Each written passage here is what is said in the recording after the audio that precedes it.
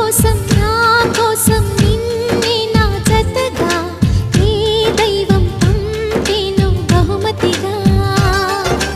నిన్ను నన్ను కనవేసే ప్రేమే సాక్షిగా, కన్ను కన్ను కలబోసే కలలే పండగ.